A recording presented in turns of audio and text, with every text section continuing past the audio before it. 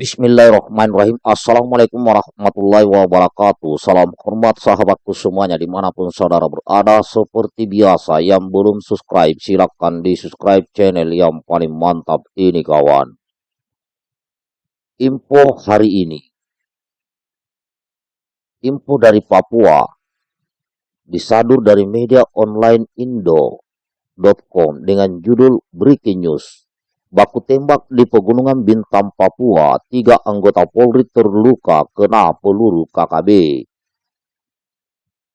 Baku tembak antara aparat dengan kelompok kriminal bersenjata KKB pecah di Kabiding lokasi 3 distrik Oksibil Kabupaten Pegunungan Bintang atau Pegubin, Papua. Sabtu 7 Januari 2023. 3 polisi dilaporkan terkena tembakan.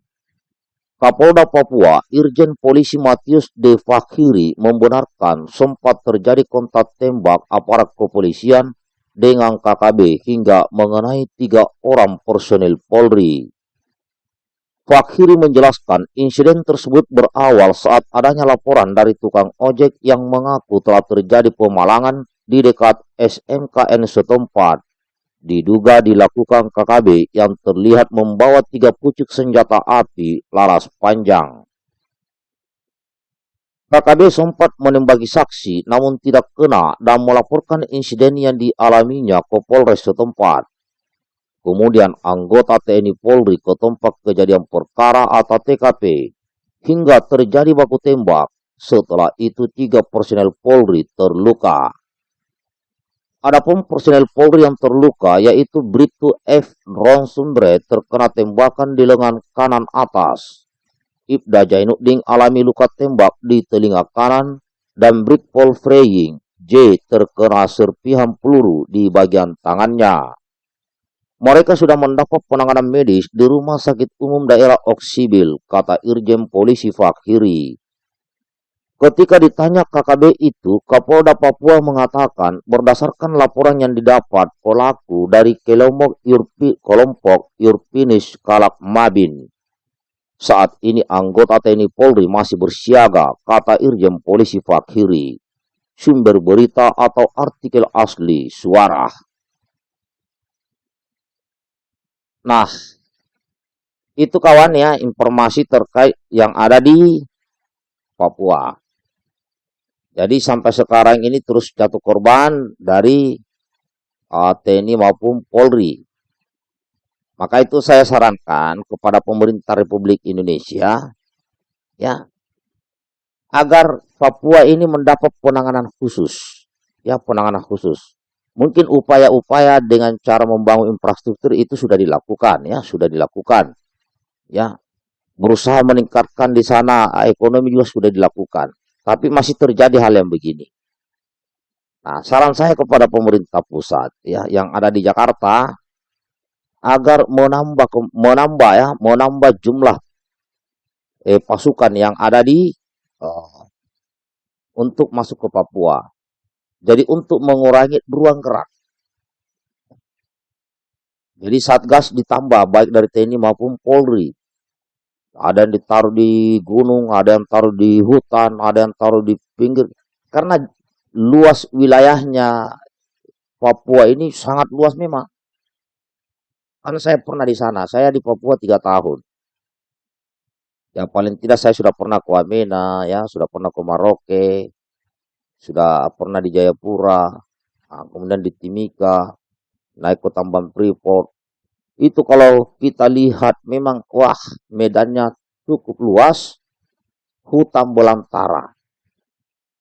Nah kalau saya lihat ikuti perkembangannya di Papua saat ini, saya melihat masih kurang jumlah Satgas di sana, baik TNI maupun Polri. Jadi TNI dan Polri ini kan bisa bergerak karena butuh anggaran. Nah itu ada di DPR RI, ya, di lewat jalur DPR RI. Ya, kemudian menyampaikan kepada Presiden agar ada penambahan pasukan. Kalau longgar begini pengamanan akan terus jatuh korban. Kalau di sana sudah banyak pasukan dan mereka malah tambah aktif, nah berlakukanlah darurat militer. Jadi itu saran saya. Karena kalau saya lihat-lihat situasi di sana ini semakin terus jatuh korban, baik dari pihak Satgas TNI, Polri maupun masyarakat berjatuhan korban. Seakan-akan tidak ada perhatian ya, bentuk perhatian dari pusat. Jangan biarkan terus jatuh korban, jatuh korban, jatuh korban. Nah, kalau misalnya TNI Polri ini kurang jumlahnya, banyak itu ormas-ormas yang ingin ya, ormas-ormas tuh saya lihat itu, saya tahu itu ya, banyak sekali ormas-ormas yang ingin berangkat ke Papua. Ada yang secara sukarelawan, ada yang mungkin harus dikeluarkan anggaran. Itu paling tidak jadi pagar betis. Nah, sebelum ormas-ormas ini diberangkatkan ya sebaiknya latihan dasar dulu lah. Ya, untuk jaga pos. Ya, kalau untuk sampai ke tingkat patroli apa, nah kurang. Nah, koncat juga bisa. Kalau memang kekurangan personil TNI maupun Polri. Jadi kalau sudah disesain di sana aparat, nah saya kira sangat membatasi ruang gerak. Cuman saya berpesan kepada rekan-rekan TNI maupun Polri yang lagi satgas di sana, jangan pernah lengah. Jangan pernah lengah. Sekali lengah, ya minimal luka. Minimal luka kalau lengah. Maksimal ya nyawa melayang. Jangan pernah lengah. Karena penugasan itu terasa lama kalau lengah. Tapi kalau betul-betul mengikuti apa yang dilatihkan, itu penugasan itu tidak lama. Intinya jangan sampai lengah. Karena kalian akan diincar. Ini. Kalau jumlah personil TNI Polri memang kurang ke sana, ya banyak. Kalau saya lihat netizen ini banyak sekali yang ingin berangkat ke Papua. Ah, kalau mau bagian saya melatih mereka ya, nggak usah banyak-banyak. Mungkin sekitar 5.000 orang lah. 5.000 orang saya latih, pinjam daerah latihannya Kostrad dengan Kopassus.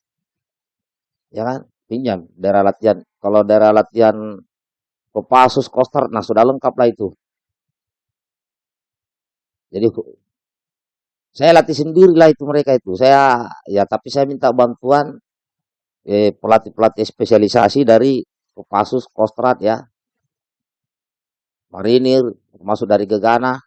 Jadi saya menjadikan koordinator. Nah, nanti ya saya yang membuat menu latihannya.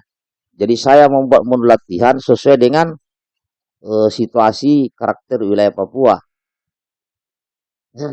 Itu kalau memang jumlah TNI maupun Polri kurang dan butuh tambahan dari pemuda Indonesia. Bagaimana menurut sahabatku? Baikkan videonya kawan.